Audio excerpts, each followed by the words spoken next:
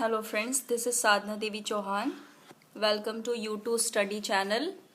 आज हम लोग करने जा रहे हैं द बेस ऑफ इंग्लिश, जो कि शुरू होता है पार्ट्स ऑफ स्पीच से। अगर आप स्कूल में हैं, अगर आप कॉलेज में हैं, कोई भी कॉम्पिटिटिव एग्जाम्स दे रहे हैं, अगर आपको आंसर राइटिंग करनी है इंग्लिश में, तो आपको पता होना चाहिए ग्रामर क्या होता है इंग्लिश का। और इंग्लिश ग्रामर का बेस जो है वो स्टार्ट होता है पार्ट्स ऑफ स्पीच से। बिना नाउन क्या है, वर्ब क्या है, प्रोनाउन क्या है, ये सब कुछ पता किए मैं ग्रामर करेक्ट यूज़ नहीं कर सकती, तो आंसर राइटिंग तो बनता ही नहीं है। तो आज हम लोग शुरू करने जा रहे हैं। एंड प्लीज़, मैं आगे और भी ये सारे जो पार्ट्स ऑफ स्पीच हैं वो मैं कंप्लीट करने वाली हूँ। टेंसेस भी करवा दूंगी, तो आप मुझे कमेंट में लिख करके बताइएगा कि आपको क्या चाहिए ग्रामर में से।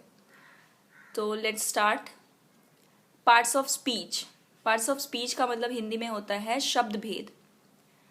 इसका पहला पॉइंट होगा नाउन। नाउन का मतलब होता है संज्ञा। हिंदी में अगर मैं कहूँ सीधे सीधे, तो संज्ञा का मतलब होता है किसी भी व्यक्ति, वस्तु या फिर स्थान के नाम को संज्ञा कहते हैं। In English, the name of any person, place और thing, these are called nouns. Now will go for the parts of noun. Noun के कितने पार्ट्स होते हैं ये देखते हैं अब। पहला होता है कॉमन नाउन, जिसे हिंदी में कहते हैं जातिवाचक संज्ञा। कॉमन शब्द से मुझे समझना चाहिए कि ये कुछ लोगों के लिए या फिर कुछ चीज़ों के लिए, कुछ जगहों के लिए ये कॉमन होता है। कॉमन मतलब साधारण है, एक तरह से जाति को सूचित करता है। For example boy, girl, river. ठीक है, जैसे कि अगर मैं बॉय कहती हूँ तो आपके दिमाग में कोई भी लड़का आ सकता है। कोई आपको कोई स्पेसिफिक नहीं है कि कोई विशेष व्यक्ति नहीं आता आपके ध्यान में। अगर मैं गर्ल कहती हूँ तो सिर्फ आप ये समझते हैं इससे कि किसी लड़की के बारे में बात हो रही है। कौन सी लड़की है इससे कोई मतलब नहीं। अगर मैं उसी तरह से रिवर कह देती हूँ तो आप जनरल समझ जाते हो कि रिवर के बारे में बात हो रही है। ये था कॉमन नाउन। नेक्स्ट हम आ रहे हैं प्रॉपर नाउन। प्रॉपर नाउन को हिंदी में कहा जाता है व्यक्तिवाचक संज्ञा। व्यक्तिवाचक संज्ञा का मतलब होता है स्पेशल। अगर मैं उस प्रॉपर इंसान के बारे में, उस प्रॉपर प्लेस के बारे में और किसी प्रॉपर जगह के बारे में बात करती हूँ, उसे हम कहते हैं proper noun. For example Mohan. Mohan अगर मैं कहती हूँ तो आपके दिमाग में कोई ऐसा लड़का आएगा जिसका नाम मोहन है। कोई भी लड़का नहीं आएगा, आप उसी लड़के के बारे में सोचेंगे जिसका नाम मोहन है। गंगा, एक ही नदी है जिसका नाम है गंगा, तो मैं गंगा कहती हूँ तो आपको उस नदी का नाम याद आता है जिसका नाम गंगा है। इंडिया, उस देश का नाम जिसका नाम भारत है, वही ध्यान में आएगा, उसके अलावा और कुछ नहीं। ये था प्रॉपर नाउन। नेक्स्ट हम आते हैं कलेक्टिव नाउन पे। कलेक्टिव नाउन को हिंदी में कहते हैं समुदायवाचक संज्ञा, या फिर इसी को आपने पढ़ा होगा समुच्चयवाचक संज्ञा। ये अक्सर हम जब भी किसी ग्रुप को डिनोट करना चाहते हैं, किसी भी एक ग्रुप के बारे में बताना चाहते हैं, तो उसको कहते हैं कलेक्टिव नाउन। या फिर हिंदी में इसको कहते हैं, अगर समूह को विशिष्ट तौर पर अगर कोई नाम दे दिया जाए तो that is called collective noun. For example Hindi में मैं कहूँ तो जैसे कि कहते हैं पशुओं का क्या होता है? पशुओं का होता है झुंड। पशुओं का झुंड हिंदी में। इंग्लिश में इसी को कहते हैं a herd. A herd of animals. ये जो हर्ड शब्द है ये होगा हिंदी में झुंड। अ हर्ड ऑफ एनिमल्स मतलब जानवरों का या फिर पशुओं का झुंड। तो यहाँ पर कलेक्टिव नाउन जो होता है वो है हर्ड। वैसे ही अ लाइब्रेरी ऑफ बुक्स मतलब पुस्तकों का समूह, किताबों का समूह को कहते हैं हम अ लाइब्रेरी ऑफ बुक्स। उसी तरह से a flock of sheep. Sheep का मतलब भेड़ों का झुंड। भेड़ों के झुंड को हम कहते हैं फ्लॉक। भेड़ों के झुंड को हम फ्लॉक कहते हैं।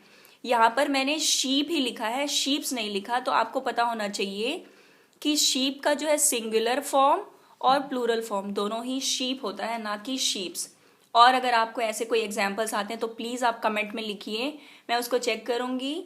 अगर गलत होता है, कोई भी डाउट होता है तो आप वहाँ पे डाल सकते हैं। ये था कलेक्टिव नाउन। कलेक्टिव नाउन को लेकर के कोई भी डाउट है, कोई भी और शब्द आ रहे हैं माइंड में, तो प्लीज़ कमेंट। ओके, नेक्स्ट हम आते हैं मटेरियल नाउन। ये बहुत ही एक इंटरेस्टिंग पार्ट है नाउन का। मटेरियल नाउन होता है हिंदी में द्रव्यवाचक संज्ञा। द्रव्यवाचक संज्ञा होता है मटेरियल नाउन। मटेरियल से ये समझना चाहिए, मटेरियल का अगर मैं शाब्दिक अर्थ कहूँ तो उसका मतलब होता है कोई पदार्थ। तो वह पदार्थ जिससे कोई अन्य वस्तु को बनाया जाए, या फिर ऐसी कोई चीज जिससे हम कोई और चीज बनाते हैं, एनी प्रोडक्ट, और you can say that some raw material which leads to the production of some other product, that is called material noun. For example, material noun के एग्जाम्पल्स बहुत सीधे सीधे तौर पे बताती हूँ। गोल्ड, या फिर कॉटन, मिल्क, शुगर, एटसेट्रा। कैसे? गोल्ड मटेरियल नाउन कैसे हुआ? आप गोल्ड जो है, सीधा सीधा गोल्ड नहीं पहन लेते हो। You use to make jewellery of gold. Gold का आप जेवर बनाते हैं और उसके बाद उसको यूज में लेके आते हैं, तो गोल्ड हो गया मटेरियल नाउन। कॉटन को सीधा सीधा आप यूज, बहुत रेयर, मतलब मेनली तो कॉटन का होता ही है, प्रोडक्शन होता ही है, प्रोड्यूस करते हैं, ताकि उसको क्या करें आप, धागा बनता है उससे, फिर उसके बाद में शर्ट बनती है, तो कपड़ा बनता है कुल मिला करके। तो ये भी, कॉटन भी यहाँ पर मटेरियल नाउन होगा। मिल्क से बहुत सारी मिठाई बनती है, शुगर से भी बहुत सारी मिठाइयाँ बनती है, तो these things are, they will come under material noun. ये आते हैं द्रव्यवाचक संज्ञा में। ये ना तो ये अनकाउंटेबल होते हैं, तो ये प्लूरल फॉर्म में भी नहीं आते। कभी में मिल्क्स, शुगर्स ऐसा आपको पढ़ने में नहीं आएगा।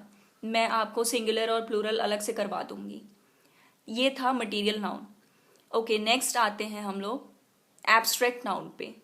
एब्स्ट्रैक्ट का मतलब होता है जिसका कोई शेप नहीं है, जिसका कोई शेप नहीं है, एक तरह से निराकार है। ये एब्स्ट्रैक्ट का मतलब होता है भाववाचक संज्ञा। जिससे किसी के इमोशंस का पता चले, उसको कहते हैं एब्स्ट्रैक्ट नाउन। जो नाम, अब हम नाउन पढ़ रहे हैं, इसका मतलब ये सारे नाम ही हैं, बस अलग अलग टाइप हैं। तो क्या बोलते हैं, जो नाम केवल मन की भावनाओं को या फिर किसी के गुण या अवस्था को प्रकट करते हैं, उनको एब्स्ट्रैक्ट नाउन कहा जाता है। ये अनुभव है, इसको क्या कर सकते हैं आप, प्रत्यक्ष रूप से देख नहीं सकते। आप एक सीधे तौर पे ये समझ सकते हो कि एब्स्ट्रैक्ट नाउन को लेकर के कोई भी आपसे झूठ भी बोल सकता है, आप पहचान नहीं सकोगे उसको, क्योंकि आप नहीं देख सकते हो उसको। फॉर एग्जाम्पल,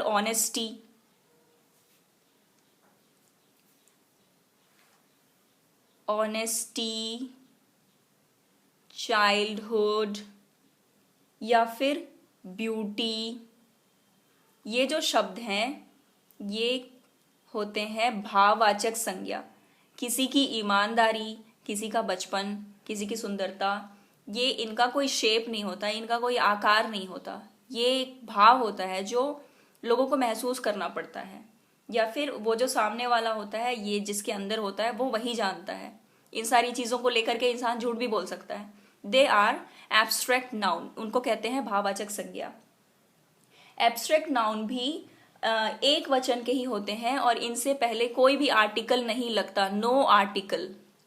इससे पहले कोई भी आर्टिकल नहीं लगते, कभी भी a beauty, a childhood, the honesty, ऐसा कुछ भी नहीं होता। And they are always in singular form.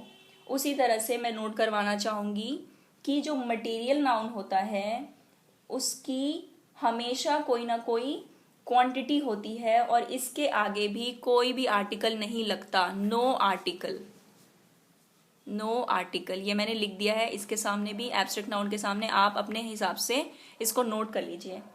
A and the नहीं लगेगा, कोई आर्टिकल नहीं लगेगा।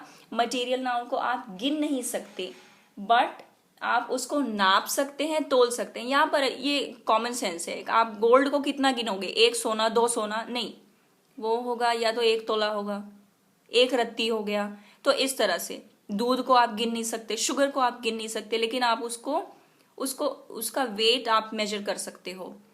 कलेक्टिव नाउन जो होता है ये भी हमेशा सिंगुलर फॉर्म में होता है। Collective noun is also always in singular form. ये नोट करके आप एंड में लिख लो, सिंगुलर फॉर्म में होता है। और अगर कलेक्टिव नाउन जो है वो बहुवचन बन जाता है तो that will change into common noun. ये कलेक्टिव नाउन अगर बहुवचन में मिलता है तो वो कॉमन नाउन बन जाता है। फॉर एग्जाम्पल, जैसे मैंने यहाँ पर सपोज मैंने यहाँ पे लिख दिया हर्ड लिखा, तो यहाँ पर हर्ड जो है, अ हर्ड ऑफ एनिमल, यहाँ पर ये कलेक्टिव नाउन है। बट अगर अब मैंने अगर लिख दिया हर्ड्स ऑफ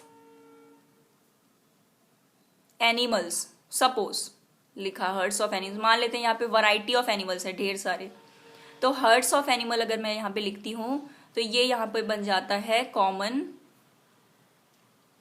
नाउन। ओके, इसको कॉमन नाउन कहेंगे।